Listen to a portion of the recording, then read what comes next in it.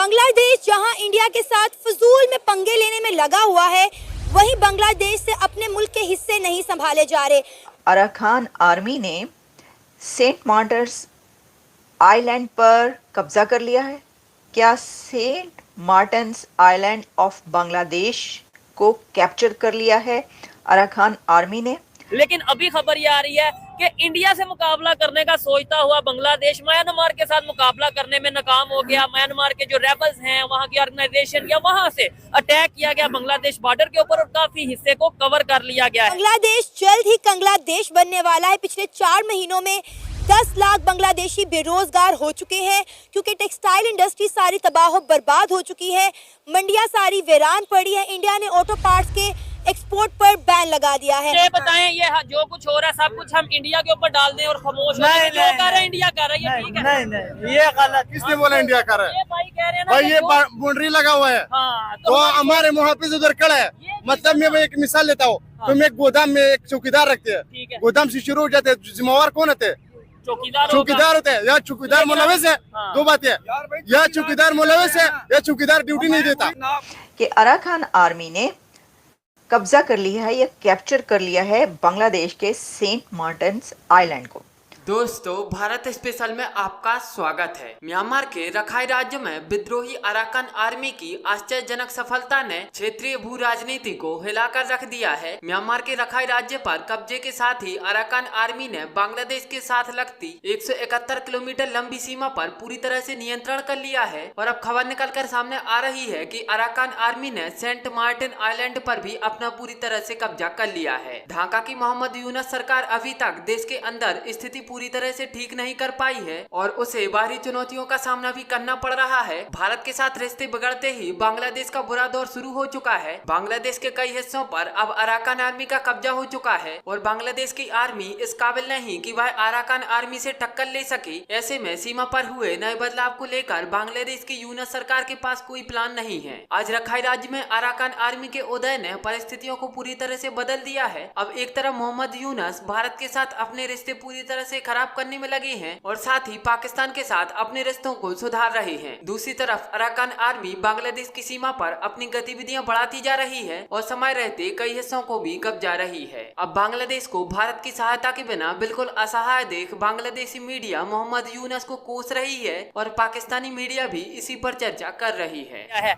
इसी पर आज एडवोकेट साहब से बात करेंगे, डिबेट करेंगे कि अब बताएं कौन किसका फायदा हुआ, क्या इंडिया का नुकसान हुआ या बांग्लादेश का, और क्या इसके ऊपर वो अपनी ओपिनियन रखते हैं। पाकिस्तान ने जो बांग्लादेश के साथ रिलेशन बेहतर कर रहा था, क्या हेल्प कर दी म्यांमार से, मतलब इस फाइट में या अटैक के ऊपर। अस्सलाम वालेकुम जी। वालेकुम सलाम। कैसे हैं आप? जी अल्हम्दुलिल्लाह सर, फर्स्ट क्लास। ठीक है, मुझे सबसे पहले तो ये बताइए, जो खबर मैं आपको बता रहा हूँ इसके ऊपर आप क्या कहना चाहेंगे? नुकसान किसको हुआ, बांग्लादेश को या इंडिया को? वो तो देखे ना, समझ लें बांग्लादेश डिवाइड होता नजर आ रहा है, तकसीम होता नजर आ रहा है, म्यांमार ने अटैक कर दिया।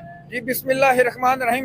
बिल्कुल ठीक कह रहे हैं आप अंबर, ठीक है। और बांग्लादेश की आवाम ने जिस तरह शेख हसीना वाजिद को मुल्क से निकाला और उसके खिलाफ एहतसाब किया, ठीक है। और वहाँ पे जो गवर्नमेंट इस वक्त मौजूद है, ठीक है, यूनुस साहब की, वो उस तरह का किरदार अदा नहीं कर रही जैसे उसे करना चाहिए था। कामयाबी से नहीं चल पा रही, ये इसमें कोई शक नहीं है, ठीक है। और इंडिया के खिलाफ जो उन्होंने बातें की, तो इंडिया ने थोड़ा सा प्रॉक्सी बर्मा पे के जरिए उनके हमला किया और उनको कमजोर किया। लेकिन एक बात करना चाहूंगा कि पाकिस्तान, ये थोड़ा सा मैं बैकग्राउंड में चला जाऊँ 1971 में, कि हम कहते हैं कि पाकिस्तान को शिकस्त हुई थी, ठीक है। पाकिस्तान 2 लाख तो हो गया था, बिल्कुल 2 लाख तो हो गया था। कि अराकान आर्मी ने कब्जा कर लिया है या कैप्चर कर लिया है बांग्लादेश के सेंट मार्टिन्स आइलैंड को। अब ये खबर सही भी हो सकती है। अभी मैं देख रही थी कि कहाँ कहाँ से ये खबर आ रही है, लेकिन इंडियन मीडिया अगर ये खबर दे रहा है तो ये ऐसा नहीं है कि वो फर्स्ट टाइम ये बात कर रहा हो। ये फ्यू मंथ्स से, जब से बांग्लादेश का ये इशू क्रिएट हुआ है, वहाँ पर जो डिसरप्ट हुआ सब कुछ, तो उसके बाद से जब अराकान आर्मी और म्यांमार का सिचुएशन जो है वो भी इरप्ट तो होती है, तो उसके साथ ही ये खबर आना शुरू हो जाती है कि बांग्लादेश के किस हिस्से पर जो अराकान आर्मी है वो कब्ज़ा करना चाहती है या कहाँ तक पहुँच चुके हैं वो। अच्छा, मैं आपको, जब मैंने इसके ऊपर सर्च किया तो काफ़ी दिनों से ये खबरें चल रही हैं कि ऐसा हो सकता है। इसकी वजह यह है कि मैं देख रही थी कि लिखा गया कि Myanmar conspires to invade Bangladesh saint Martin's island, और वो रोहिंग्यास को रिक्रूट उन्होंने किया है फॉर मिलिट्री, ये चल रहा था। अच्छा, फिर उन्होंने कहा कि म्यांमार में ये साइन नज़र आ रहे हैं कि उसका एम्बिशन ये है कि वो इन्वेड करे saint Martin's island in Bangladesh. और जितने भी दिन, जब ये लिखा गया, जो कि मैं आपको बता रही हूँ कि ये अभी कुछ फ्यू मंथ्स बैक की बात है, तो म्यांमार जो है वो उसने कंटिन्यू रखा, जो ट्रॉलर्स हैं वहाँ पर, वो और other vessels services on the Teknaf and Saint Martin's sea lanes, यानी वहाँ पर उनकी ये वाली जो प्रैक्टिसेस थी और जो कार्रवाइयाँ थी अराकान की, वो जारी थी। तो इसका मतलब ये है कि अराकान आर्मी अगर सेंट मार्टिन्स आइलैंड को हासिल करना चाहती थी या वहाँ पर वो उसको कैप्चर करना चाहते थे, तो ये अभी का नहीं है कि उन्होंने सोचा हो, ये पहले से उनका प्लान था या उनका इरादा था ये करने का। तो देखिए, इस वक्त जो सिचुएशन बांग्लादेश की बन चुकी है, मैं आपको पहले भी ये बात कह चुकी हूँ कि अगर मैं कहीं भी और ना देखूं कि भाई कहाँ पर क्या हो रहा है, तो मैं पहले ये बता चुकी हूँ कि बांग्लादेश की सिचुएशन, मुझे ऐसा लगता है कि ये टुकड़े टुकड़े ना हो जाए।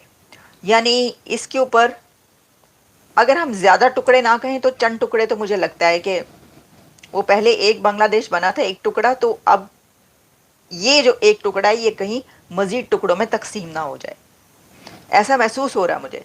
क्योंकि देखिए, वहाँ पर ना अब एक ताकत नहीं रही, अब जो ताकत का तवाज़ुन है वो भी एक तरफ नहीं रहा।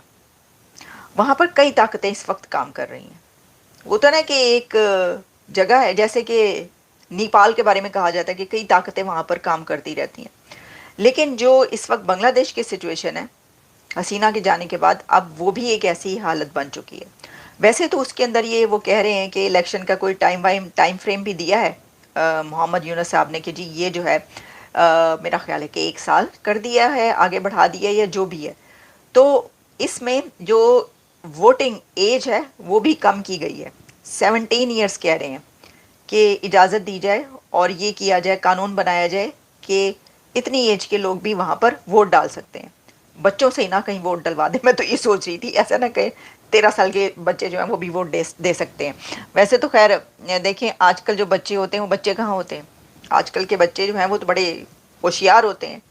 वो कहते हैं ना कि परवीन शाकिर का शेर है कि जुगनू को दिन में पकड़ने की जिद करें, जुगनू को दिन में पकड़ने की जिद करें, बच्चे हमारे अहद के चालाक हो गए। तो हम ये बात कर रहे थे बच्चों की, तो इससे मुझे वो शेर याद आ गया। तो इससे भी ज़्यादा चालाक हो चुके हैं बच्चे। और आपको